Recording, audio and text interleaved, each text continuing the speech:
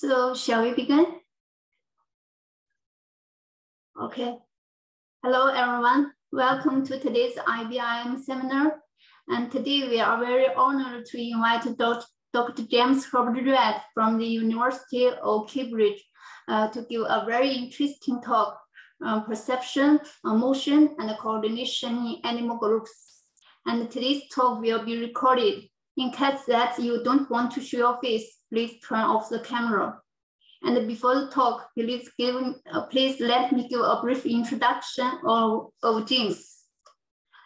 James Hebert Read completed his PhD in behavioral ecology at the University of Sydney, Australia in 2012 under the supervision of Professor Ashley Ward. He then spent 6 years in Sweden working as a postdoc with Professor David Sumter in applied mathematics at Uppsala University and Professor Nicholas Kohn in zoology at Stockholm University. James then worked as a postdoc with Professor Crystal Ioniu at the University of Bristol, UK, before taking his current position as Wheaton Lecturer in Marine Biology at the University of Cambridge in 2019. So I will now give the floor to Dr. James Hebert Read. So James, welcome. Thank you very much, Linlin. And thank you, Linlin and Disha, for the invitation to talk here. It's a pleasure to talk to you today. So today I would like to talk to you and discuss the challenges that animals face with gathering information in their environment and some of the behavioral strategies that animals can use to improve information detection as they're exploring their environments. Now, information about the location of prey or predators or mates is a vital resource for animals because information reduces the uncertainty that an animal has about its world, allowing it to make informed behavioral decisions to improve its survival and its reproductive success. And the importance of information as this sort of fitness enhancing commodity is reflected in the myriad of biological sensors that have evolved. So for example, these animals you're looking at here have mechanoreceptors to detect pressure generated in the wakes of other animals. They have olfactory receptors to detect chemical cues emanating from other animals. And of course, photoreceptors, which is primarily what I'm going to be talking to you about today, where they have this ability to detect visual information in their environment. And through these different sort of sensory modalities, they subsequently gather information and use this to inform their behavioral decisions. But there are costs and constraints associated with information gathering. So the sensors that individuals can invest in are energetically expensive to run and maintain. So for example, visual information processing in many species of fish accounts for about 15% of the resting metabolism. And moreover, there are constraints in the number and the type of sensors that these animals can invest in. And therefore, animals are only left with this sort of limited capabilities to detect information in the environment. And so this is the key stage that I want to be setting out today. With only limited perceptual abilities, could there be ways for animals to behave that can allow them to improve information gathering despite having those limited perceptual capabilities? And to do this, what we're going to explore is look at the limits of visual perception in freely moving fishes and highlight the surprisingly limited ability of animals to detect, for example, information about prey in their environment. And we're also here going to demonstrate how different forms of visual noise further impact the ability of fishes to detect information, and highlight that there are actually also these inter-individual differences within populations in individuals' perceptual abilities. And then after highlighting these perceptual constraints, we're then going to look at the behavioral strategies that animals can use to mitigate those constraints. In particular, we're looking at how individuals might change their movement and their search strategies to improve information detection in their environment, and also consider the social strategies that individuals can use to improve information detection. That is, how can groups of animals gather information efficiently together to collectively get enhanced information gathering in order order to make more accurate decisions as groups than any one individual could by itself. But in order for that to be achieved, of course, we had to sort of transfer information between group members. And so finally, we're going to be looking at how groups of animals transfer information between each other and how they use simple rules to coordinate their movements and make decisions together. Okay, so let's start with the limits of visual perception in freely moving animals. So one of the most essential forms of information for animals to gather is about the presence or location of prey or food in their environment. Now, I've suggested so far that there are limits in the sensory apparatus of individuals, only giving animals an incomplete picture of their surrounding world. So I first like to demonstrate that the visual ranges of fishes and for prey detection tasks are surprisingly limited, and also that an animal's own motion, i.e. its self-induced motion, can further impede the ability of animals to detect information about prey. Now, this can only be understood by asking how an animal is detecting information in freely moving animals. So how do we go about measuring the perceptual ability of the visual perceptual ability of these animals when they're freely moving? So one thing we've been developing over the last 5 years or so are these, what we call virtual prey experiments. Now this here is what you're looking is a top-down view of a fish tank. Here we have a fish that's swimming in the tank. And what we do, on this on this front wall of this glass tank, this is the side view here of exactly the same tank, is we project little items of red light onto this front screen, and these are representing virtual prey. Now, because these fish are fed red items of food in their housing tanks, they're highly receptive to these red items of prey, and if they detect them, they rapidly accelerate towards them and try to attack them.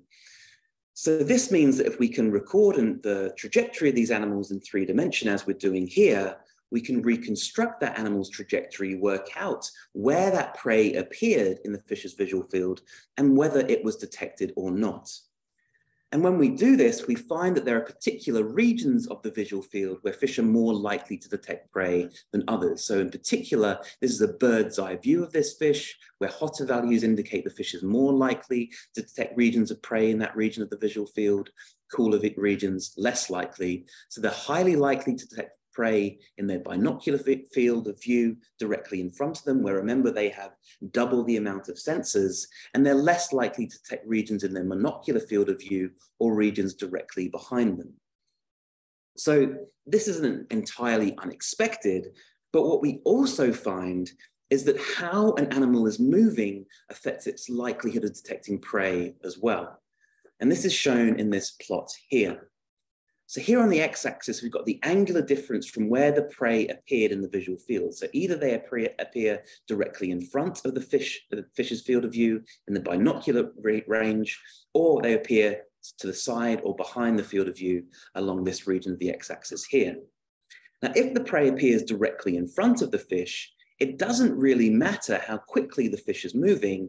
There is a high likelihood that that prey will be detected.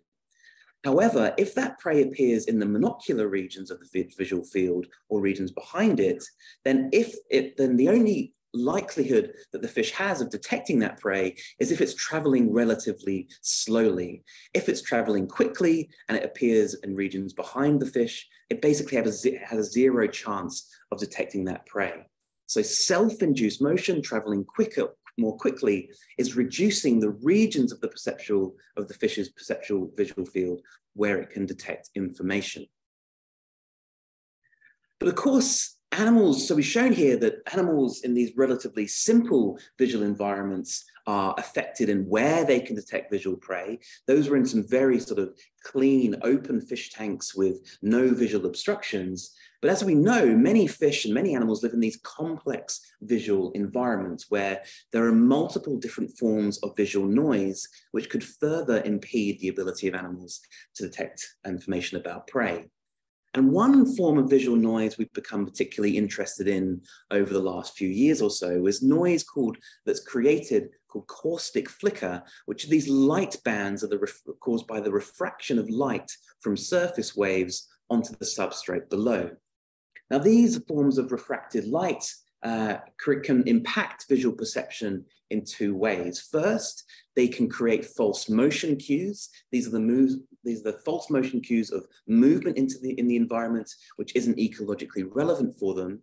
And that can also mask the movements of, say, prey or predator's motion.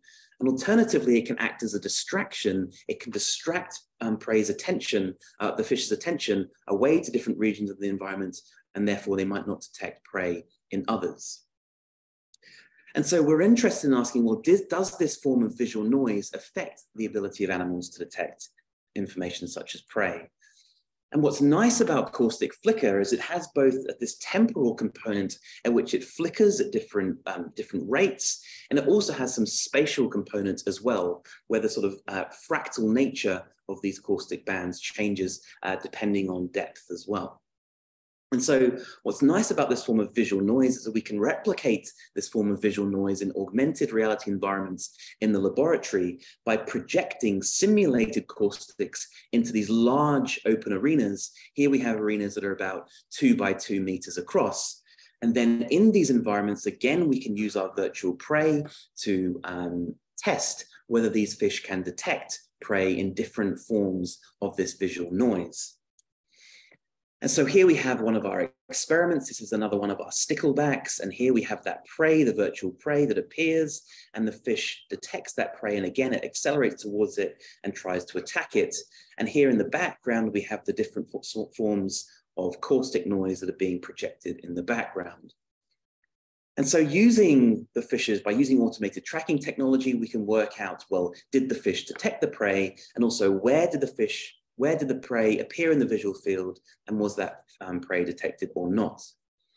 And first we can show that as we increase the level of noise in those environments, so here noise level is represented by how fast the caustics are flickering, then the likelihood of detecting those prey decreases. So faster moving caustics causing these false motion cues are reducing the likelihood that these fish are detecting information. But using those trajectory data, we can also build up an empirically derived model of the fish's visual perception, which is a function of the distance at which the prey appeared to the fish as it was when the prey appeared, the angle at which the prey appeared in the fish's visual field, the speed of the fish, and also the level of noise. And these perceptual maps are represented visually by these plots here. So just like we saw before, the fish has a high likelihood of detecting prey in the binocular fields of view, less likelihood in the monocular fields of view, going around to 0 behind them. But as we increase the level of noise in this experiment, then the regions over which they can detect information really collapses and so by the time we get to the highest level of noise, they're only detecting prey directly in front of them, and then the likelihood of detection is lower as well. So visual noise is reducing the likelihood of detection. Here we can see the effect of distance, angle, and noise level on these perceptual fields. But here we also are interested in this speed effect as well. So how fast the fish was traveling when that prey appeared. And this speed effect is represented by these plots here. So this is a typical speed profile of one of these fishes as they're exploring this environment. And what you can see is they do not move with constant speed. In fact, what they're going through these periods of being relatively stationary and then going through these burst phases where they're rapidly increasing their speed before returning back to 0. And what you can is that when the speed of the fish basically is traveling, when the fish is going through these burst movements, the likelihood of detecting information basically collapses to 0. So when they're moving, they basically have no chance of detecting those prey in their environment.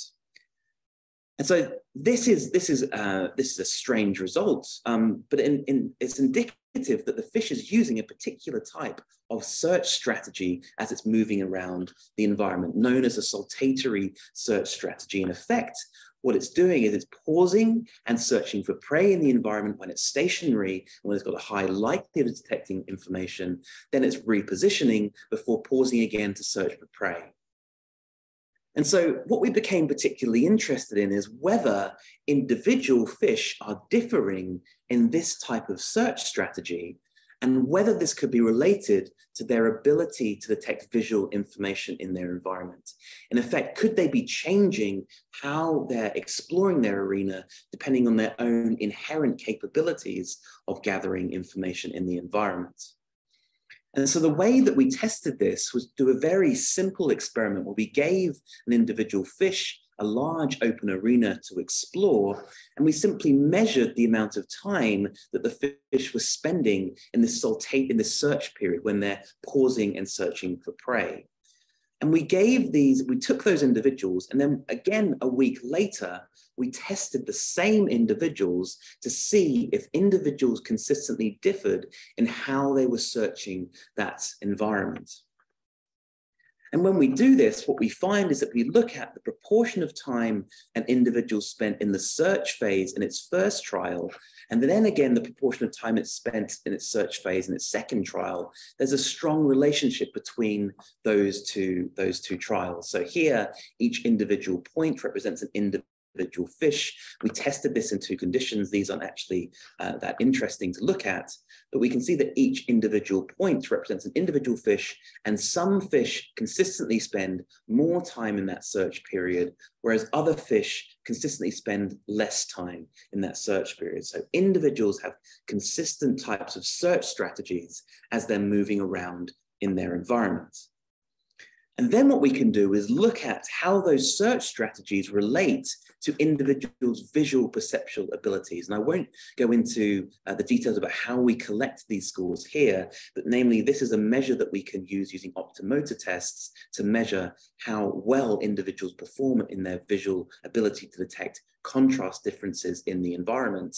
And so on the right-hand side of this x-axis here, we have individuals that have higher perceptual abilities, visual perceptual abilities, and individuals on the left side of this x-axis have poorer visual perceptual abilities. And we can see that individuals that score better in their visual perception score spend less time in this search, period, whereas individuals that have poorer perceptual abilities spend more time in that search phase. And this is sort of makes complete sense. If you have poorer perceptual abilities, you need to spend longer time in those search phases to gather more information before then you reposition to another region of your environment. Whereas if you can gather information more effectively, that affords you to spend less time in those search phases, allowing you then to explore more of your environment without those constraints that you're faced by poorer perception. So individuals seem to be adaptively changing how they're searching environments depending on their inherent visual perceptual abilities. So we found that individuals go through these saltatory search phases to gather information, but environmental visual noise is affecting their ability to gather information as they're going around those environments. So might one way of limiting the effect that environmental noise has on perceptual abilities would be to simply avoid regions of your environment where noise is higher. And so is there any evidence that fish or other animals will avoid regions of the environment where their perceptual ability is constrained? And one way we can test this is by giving fish a simple binary choice experiment where we make one region of the environment have a higher level of visual noise, where remember perceptual abilities are constrained, and another region of the environment which has a lower level of visual noise. And we can simply ask, well, how much time do fish spend in these 2 regions of their environment? And when we do this, we find that fish will avoid regions of the environment with more visual noise. They spend more time in the arenas and the areas of the environment with less visual noise. So how are they achieving this? How are they actively moving towards regions of the environment where their perceptual abilities are less constrained? Well, in fact, what they use is a very simple movement strategy again to achieve this, known as orthokinesis. So if you look at the speed that the fish is traveling as a function of the noise level, we see that there's a gradual increase in the speed of the fish in faster levels of noise. And this simple movement strategy can actually explain how they can avoid those noisy regions of the environment. Because you imagine a particle moving around on a random walk and it comes across an environment which it doesn't prefer to be in, i.e. a noisy environment. If it actively increases its movement speed, it will actively then randomly move out of those regions of the environment just by passive diffusion if it increases its activity. If it then slows down in more favorable regions of the environment, it will then spend more time in those favorable regions of the environment. And that's exactly what we see. If we look at the proportion of time they spend in the search phases, remember those stationary periods during which they have a high likelihood of gathering information, they spend more time in those search periods in the lower levels of visual noise. So they actively remain being more stationary in regions of the environment where they've got a better likelihood of gathering information. So this simple movement strategy, orthokinesis, and namely just increasing your activity depending on the locally perceived noise level, can allow you to move to regions of the environment where, which are more favorable, i.e. regions where there's less noise. But individuals don't only need to have to rely on their own inherent visual perceptual abilities to gather information. What they can also use often is, for social animals, the information gathered by other group members to inform their behavioral decisions. So here, individuals can gather private information, i.e. information from their own sensory modalities, but they can also sort of eavesdrop on information gathered by other group members. So for example, another group member might detect an item of prey, it will move then quickly towards that. And that first individual then can then eavesdrop on the decisions of that other group member in order to get information that that second individual received. And so could there be ways then that groups of animals together could effectively gather information together that would allow groups of animals together collectively more than any one individual by itself? And in particular, are there strategies that individuals could use to gather information at different times collectively that will allow groups of animals to gather more information than individuals alone? And one sort of clue that highlights that animals might indeed be able to gather information more effectively together than when they're by themselves comes from when looking at the motion of individuals in groups. So here, just like we saw when individuals were traveling by themselves, individuals in groups also move with this saltatory stop-start movement pattern, where here the speed of the fish is represented by this heat. Now, what's interesting about this group scenario now is that individuals are not updating their movements at the same time. Often you see one individual moving, followed by another individual, followed by another individual. And so what that potentially means is that individuals have these non-overlapping windows of perception, where the likelihood of one individual gathering information might be relatively high at one point in time because it's traveling relatively slower at that time, whereas at another time it might be traveling quicker and therefore it has a lower likelihood of gathering information. But at the same time, another individual might be updating its movements at different times. So it might be traveling slower when another individual is traveling quicker. And so by having these non-overlapping windows of perception, this might fill in the gaps where information is compromised at the individual level, but then can be maximized by individuals gathering information at different times together. So how do we go about testing whether this mechanism could allow, namely gathering information at different times, could allow groups of individuals to detect information that individuals couldn't by themselves? Well, one test of this can be done in what's known as an optomotor test. Now, an optomotor test involves projecting these alternating bands of contrast around an annulus arena. And if the fish can perceive differences in the contrast between these bands, then the fish tend to travel in the same direction of the bands. So here we can see that initially the stripes were traveling clockwise, they then switch to traveling anti-clockwise, the fish detect that change, and the fish travel in the same direction that they're going in. And so here then the performance of the group performing this task can be measured as the proportion of time they spend traveling in the same direction as those bands. And what's nice about this sort of visual task is we can make this task more difficult for the fish. And we can make it more difficult by making the contrast differences in these bands more similar, so making it more difficult to detect differences in those contrast bands. We can make this task easier by making the difference in the contrast bands larger. And then we can give these types of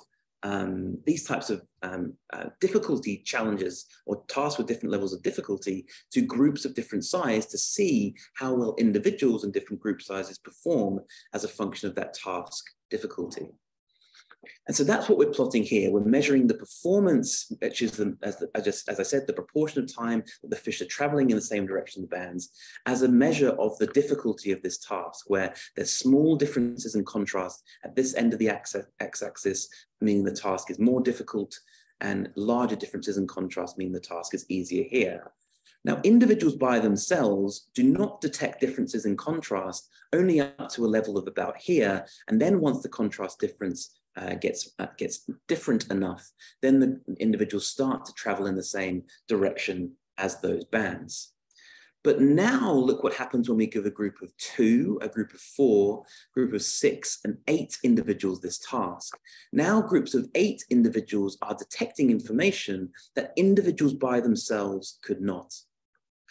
So is this because individuals in these groups are gathering information at different times, and somehow by accumulating that information together, that allows them to track differences in the changes in direction of these moving bands? Well, in order to know that, in order to know whether it is individuals gathering information at different times, we need to know the exact probability that each one of these individuals is detecting information at any one point in time as it's moving around in these experiments. And the way that we can do this is by performing by quantifying the individual likelihood of detecting information with something called optokinetic tests. Now, this involves strapping a fish into a little foam harness. It doesn't hurt the fish at all. And then into this fish's visual field, we project those contrast differences which we used in those experiments, again, changing the difference in contrast from more easy to more difficult tasks. And in this task, we can also change the velocity at which these stripes are moving, which is then a measure of the relative velocity that this fish might be experiencing in those other tests that we've just seen. And if the fish can detect the differences in contrast as a function of the velocity, what you see is that the fish does what's called a smooth pursuit movement with its eye, where the eye will literally rotate in the direction that the bands were moving before doing a quick saccadic movement back, and before then doing a smooth pursuit again. And so by using automated eye tracking software here, where we're measuring the rotational movement of the eye as we present these different contrast bands to the fish, we can accurately measure then the likelihood that the fish is reflexively able to detect information in those differences in contrast as a function of these two properties here. And so this allows us to build, again, an empirically derived model linking motion and visual performance as a function of contrast sensitivity. So each one of these lines here represents a difference in contrast difference between the two bands, where lighter bands indicate the task was more difficult, the difference in contrast was smaller, darker bands indicate there was a larger difference in contrast between the bands. And we can see if we look at the likelihood of detection, as we make the task more difficult, the fish has a lower likelihood of detecting information, just as we would expect, again, just measured from those optokinetic eye movements. We also see as the relative angular velocity of those moving bands increases, the fish have a lower likelihood of detecting those bands as well. So just like we saw before, when the fish is traveling relatively quicker to, say, those contrast bands, they have a lower likelihood of gathering information, just like we saw in the virtual prey experiments. Now, using this model, we can then go back to these experiments and we can assign the exact probability that each fish is able to detect information at any one point in time in this experiment. Because we know from the trajectories how the fish is moving, we can then map from that previous model the likelihood that each one of these fish is detecting differences in those contrasts at any one point in time. And then when we look at the mean likelihood that the group has information about those bands as a function of group size, we find that as group size increases, then the mean detection probability of groups increases as well. And this is simply because individuals do not have perfectly correlated movements. They are updating their movements at different times. And by updating the movements at different times, some individuals have information at some points in time, others in others, but collectively over time, that improves information gathering for all individuals in the group, if that information can be integrated. So you might say, well, this is really a sort of ecologically irrelevant task for these animals. When in their evolutionary history might they have been exposed to these moving bands moving around? So is there any evidence that gathering information at different times allows groups to make more accurate decisions than individuals by themselves in more ecologically relevant tasks? And the way that we can do this is by giving fish a more ecologically relevant task, by here giving fish a simple decision-making scenario where a fish can swim down this Y maze, and then it has a decision to either enter one arm of the Y maze, which here contains a fake plastic predator fish. So here this would be a poor decision to choose the arm of the Y maze with the predator, or an accurate decision to avoid the predator and choose the empty arm. And we can give this experiment to, again, different species of fish. Here's called the mosquito fish. There's the fake plastic predator. There's the empty arm of the Y maze. And so look what happens when we give individuals this decision by themselves. Individuals will swim up. You'll see it making a decision. It turns left and right, and then it makes a very poor decision and swims straight past the mouth of the predator. And it's remarkable how many individuals by themselves get that decision wrong. But now look what happens when we give groups of individuals that decision. So here we have a group of 8. We see that the group makes a collective decision. 7 individuals make the accurate choice. 1 individual realizes it's made a terrible mistake, and it joins its group members in the correct choice of the arm. And so if we look at then, that was just an example, but if we look at the data over lots and lots of multiple experiments, individuals by themselves are only getting this decision right about 56% of the time, remarkably poor when that by themselves. When we get to groups of 2 and 4, now they're getting this decision right about 69% of the time. And now by the time we get to groups of 8 and 16, now they're getting this decision right about 85% of the time. Now, these are not different individuals from being in their own to being in groups. It's simply by collecting information together as a group and somehow integrating that information, sharing that information between group members, that allows larger groups to make more accurate decisions than any individual could by itself. So in these sorts of animal groups, individuals don't have, at least in fish schools, for example, they don't have explicit signaling mechanisms that will say, hey, look, I have information that there's predator down there, you should follow me. They're using more relatively simple types of rules of interaction to coordinate their movements. And those rules of interactions can be informative about which individuals have information in groups and how then information can propagate through the groups, allowing groups to make more accurate decisions. So what are the rules that individuals are using to coordinate their movements in these animal groups and share information in order to make accurate decisions? Well, this has really been the ability to ask, well, how are individuals coordinating their movements in groups and what rules are they using has really been achievable now based on this sort of progress in automated tracking software, which can now record the movements and trajectories of tens up to hundreds of individuals at the same time. And through these trajectories, what we can infer is how each member of the group is responding to its neighbors' movements and positions in order to identify relatively simple types of rules that could allow the group to remain cohesive and give the group structure. So this is some work that we did, gosh, a few years ago now. But here we're using mosquito fish again, and we're tracking individuals' positions and movements and asking how they're responding to each of their neighbors' movements and positions.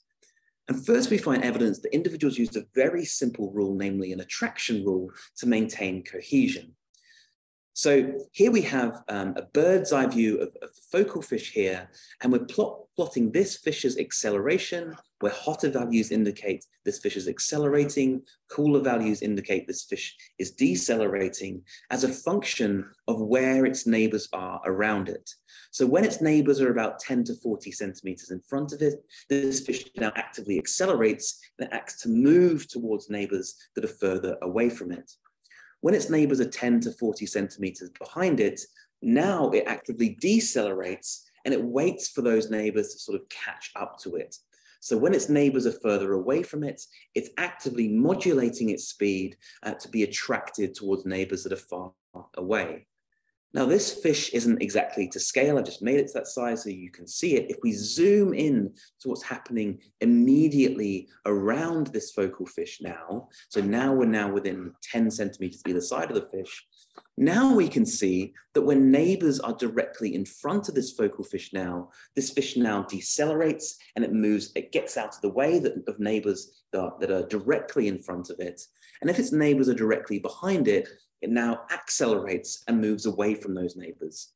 So at short distances, it's being repelled by its neighbors that are too close to it. In fact, it's trying to maintain some region of personal space between itself and others, again, modulated by changes in speed. So now if we look to see, well, what's the average distance that individuals tend to keep apart, we find that individuals tend to keep apart about 3 to 4 centimeters in these groups as they're moving. Now, is there anything special about that distance? Well, that distance occurs right on the edge, right on the boundary of that attraction and repulsion rule. So it's almost like these fish are acting like some sort of control system. They're going through attraction, repulsion, and they're trying to maintain some critical distance apart, which is about 3 to 4 centimeters. So is there anything special about this sort of distance which individuals might want to be maintaining apart? Why do they want to be actively maintaining some sort of specific density in the group with respect to where other individuals in the group are? Why maintain these particular densities of the group? Well, we thought this might have something to do with information transmission through the groups. So to give you an idea of what we mean by information transmission, look at this video of a tuskfish which is attacking this school of hardyheads on the Great Barrier Reef in Australia. And what you can see is that the predator makes an attack and individuals in different regions of the school move away from that threat. What's interesting about this system is that individuals in this region of the school here, which couldn't possibly know where that predator was, also move away from the threat, even though they couldn't directly detect where that threat was. In effect, they're responding to the local neighbors' movements and positions, allowing them to get information about where that threat was coming from. And we were particularly interested in whether these groups were adopting densities which was maximizing the rate at which information then could be propagated through these groups. And the way that we did this was by creating our own escape waves in the laboratory, by again putting fish into those annulus arenas, and then we can use a fake avian predator here, just a rod of stick that projects over the top of the water, to induce our own escape waves, where here the fish take that information, travel round, but individuals here also get information about the threat and again travel in the opposite direction of it. And again here we can give this task to now groups of hundreds of individuals and use automated tracking software to record individuals' movements and positions to try and infer the mechanism that might allow that information transfer through groups. And when we do this, what we find is that in the first second before that predator arrived, before the stimulus was released, then fish are traveling on average about 0.1 meters per second. And rarely are there fish that are traveling very, very quickly in this group. But 1 second after the stimulus is released, now we have about 10% of fish that are traveling at twice the average speed of fish in the group. And so we thought it's these fast moving individuals here that have got information directly from the threat, that have directly detected the threat. They've turned around and tried to rapidly propagate in the opposite direction that could be causing that escape wave and that transfer of information, allowing groups to switch direction and avoid the predatory threat. And so the way that we tested this was to build a one-dimensional model of information transfer where, again, we introduce 10% of informed individuals that have information about their threat, and they're traveling at twice the average speed of uninformed individuals that are traveling towards that threat. Now, in this model, individuals use those very similar sorts of local interaction rules. They're averaging their velocity with near neighbors to the simple sorts of rules that we saw animal groups really using. And then we were, as I said, particularly interested in manipulating the group structure in this model to see whether different sorts of densities might affect the likelihood that that group could switch direction. So here in this model, individuals would rapidly propagate into the group. Individuals would average their velocity with near neighbors, and could particular densities of groups maximize the likelihood that that group could switch direction. And so when we give this to really sort of sparse groups where the density is too low, because there's not enough positive feedback from those fast informed individuals here in red, propagating initially towards the other direction, that doesn't get positively fed back into the group structure, and the group continues to travel in the same direction to which they were initially traveling. When the density of individuals is too high, then we have individuals that those informed individuals' decisions get completely swamped by this dense band of individuals that are traveling towards them. And then the group again travels in the same direction that it was initially traveling, again towards the predatory threat. But in these sort of intermediate densities, these Goldilocks densities, then we find that these informed individuals can induce an escape wave where information is propagated through the group, allowing the whole group to avoid the predatory threat. And so this is the region of parameter space of the model. We have the number of fish in our simulations. We have the width of the shoal, which then changes then the density at which the group adopts. And we're plotting the probability that the group changes direction in this parameter space. And so you can see that when the density is too low, when we have low numbers of individuals spread out over a wide area, the likelihood that the group changes direction is low. When the density is too high, we have lots of individuals all condensed into a fixed area, a small area, then again, the likelihood of the group changes direction is low. But in these regions of parameter space here we're at these densities, we're maximizing the likelihood that the group can change direction. Now, this is from the simulations, but if we superimpose the densities of the real groups, the real fish adopted, then we find that they actually seem to relatively nicely match the densities at which the group should adopt if they're trying to maximize the likelihood that the group can switch direction.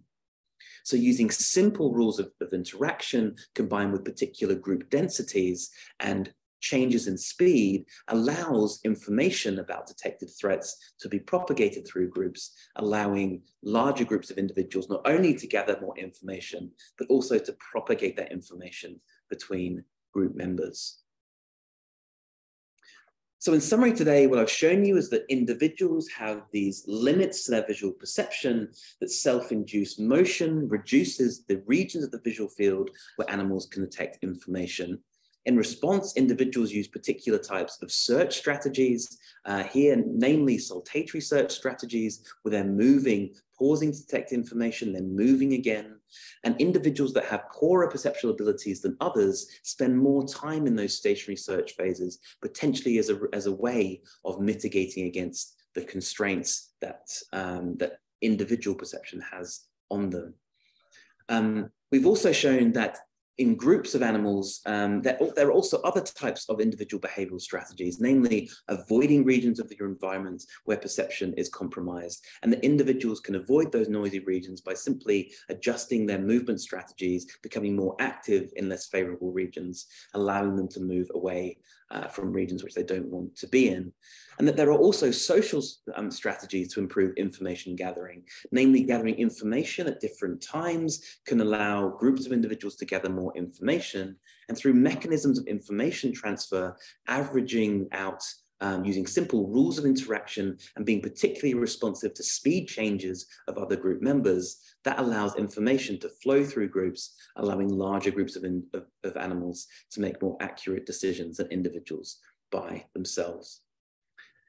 So with that, I'd like to thank all my wonderful collaborators and students who worked on these projects, in particularly Joe and Sam, Nadia and Pritish, who are responsible for large amounts of the experiments and modeling aspects of this work, and also the funders as well, who have been very supportive in funding this work. Thank you very much. I'll be happy to answer any questions that you may have. Thank you, James. This talk is very interesting. I have already seen some people leave the questions in the chat box. So great. The first one, Kowata, are you there? Okay. So there are several questions. Please allow me to read it. The first one is, what software did you use to track fish automatically? Yeah, so there's a lot of different automated approaches now. So you've had the classical computer vision approaches, which use background subtraction, and there's some good freeware available called C-Tracks. There's also more advanced an ID tracker as well, which is other approaches. There's also more advanced AI approaches now. There's one called T-Rex. There's also ones you must have heard of Deep Lab Cut and Sleep, which does social deep learning tracking. So the tracking, automated tracking, has really come leaps and bounds, particularly in the last couple of years with these machine learning approaches. So I can recommend looking into those options. Okay. And again, the second question. Yeah. Sorry, do you want to go, Lyndon? Do you know? Yeah. Do you know if knowledge gained from fish perception can be applied to autonomous driving? Yeah, so a large portion of our work is funded by thinking about how these sorts of principles can be applied to autonomous systems. So one of the most interesting aspects where this can be applied to is mobile sensor networks, where you have multiple sensors moving around in the environment using self-organized local interactions between individuals. Each individual has a limited sensory range over which you can detect information. And how should you develop protocols for those mobile sensor networks that can allow them to reliably gather information in noisy, dynamically changing environments, and at the same time be energy efficient? And we think that because animal groups have evolved through natural selection to be efficient in the way that they're gathering information together, we can take some of the principles of how animal groups are exploring their environment together and apply that to our own autonomous systems. And so we're exploring the way, exactly like we've seen here, what are the constraints that environment places on individual perception, and then how do individuals change their group structure depending on different types of noise in the environment, and whether that can allow for more efficient sampling, and whether we can take those rules and apply them to autonomous systems. Yes, thank you. So there is also a third question. Is perception in fish schools similar to perception in authentic schools? So there's some work done by Ashley Ward, who's my old supervisor, and Alicia Burns, that are looking at collective behavior in schools of krill.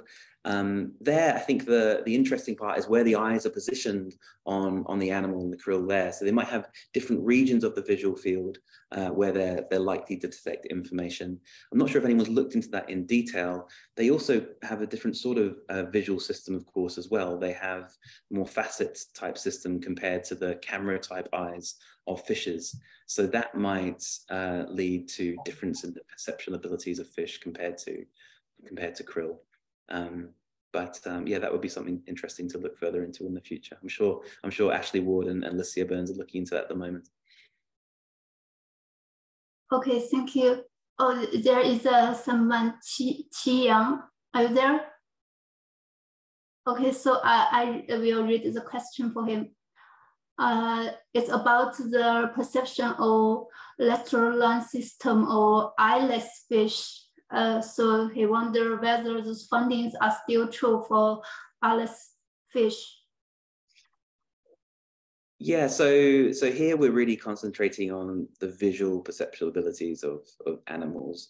But you could imagine that with fish that only use a lateral line to detect information, there's only a certain region over which they can detect information. Different types of noise in the environment will also affect their likelihood of gathering information. So different turbulence in the environments might affect their likelihood of detecting movements of prey or conspecifics or predators. So I think, while we're concentrating on the visual perceptual abilities here in this work, these sorts of principles can be applied to other sorts of sensory systems as well. Okay, thank you. So, is there any question? Yes, I have a question. Yeah. I'm curious about this, how self-induced motion can limit perception in the fish that you're studying. Why is it that their perception decreases? Is it a lack of processing power in their brain, or why exactly can't they sense visually as well when they're moving? It's probably something as simple as just motion blur, right? Because in order to counteract motion blur, you would have to move your eyes to track regions of the environment. So we don't have any evidence that they're moving their eyes when they're moving during these motion periods. But it's probably as simple as that. By creating motion, if you're sitting on a train, you've got motion that creates blur, and you've got less likelihood of detecting objects in that blurry field. So there are ways, as I said, by counteracting that with eye movements that you can stop that from occurring, but there doesn't seem to be much evidence at the moment that fish are doing that. And even then, you would only be stopping motion blur in particular regions of your visual field as well. So that's why, but yeah, it's a strange example. And some of the old work looking at saltatory search strategy back in 1980s and 1970s, 1980s was assuming that individuals were only detecting information during these stationary periods. And now I think we have good evidence that based on these multiple experiments using these virtual prey, where we can accurately control what the prey is, the sensory stimulus of the prey, where it appears in the visual field, that they don't seem to be detecting those prey when they're moving. Sounds good. Thanks. Yeah, thanks very much. That was a wonderful talk. I really enjoyed that. Thanks. Yeah, I think it's also, we tend to think of ourselves as having these perfectly sort of amazing visual capabilities, but actually these saltatory movements are analogous to the saltatory saccadic movements of our eyes. So as our eyes explore environments, they don't move with smooth pursuit around, they move in saccades. And during these saccadic movements, we are effectively blind to detecting information in the environment. And that accounts, because we do so many saccades a day, that accounts about an hour and a half a day where we are blind and are not detecting visual information. So this principle is actually quite general to other sorts of visual systems as well. Which is an amazing idea to think about, being blind for an hour and a half a day.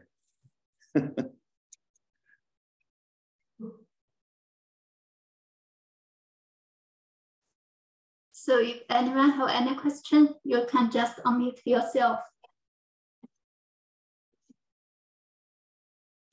I had one more question, actually. So this boundary between the region of attraction and repulsion, in terms of the nearest neighbor distance, what is that in terms of body lengths? Does that vary with body lengths between different size fish? Yeah, so it's about 1 to 2 body lengths apart for these species of fish. But yeah, it does change depending on the size of the fish. So yeah, clearly as fish get bigger, they actually, in terms of body lengths, whether that changes, I'm not, so whether the relative body length of individuals apart changes, I'm not sure about, but there's been a good comparative analysis of that. You certainly see differences in shoal structure depending on the size of the fish. So when fish are relatively small, when they're fry, then they actually tend to keep further distance apart than that 2 to 3 body lengths, because then they probably don't have the lateral line architecture that's been developed enough for them to coordinate their movements sufficiently. So they tend to, when fish are very small, form these more swarming-like structures, and then when they're growing, they're developing the lateral line, they're developing visual systems, and then they become more coordinated and they get closer together.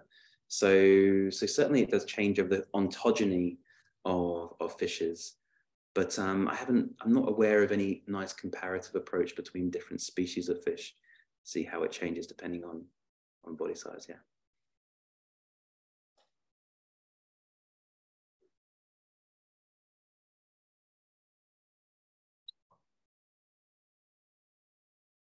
Good. No more questions. Well, thank you very much, everyone, for listening, and yeah, please get in contact if you're interested in the work. Yes, thank you, James. I think we can close this very interesting talk. We thank again to James. Thank you for attending this seminar, and we would like to invite you to attend next seminar in next week. Thank you. Have a nice day. Thank you, Linda. Bye. Thank you for the invitation. Bye. Bye. Thank you, Disha.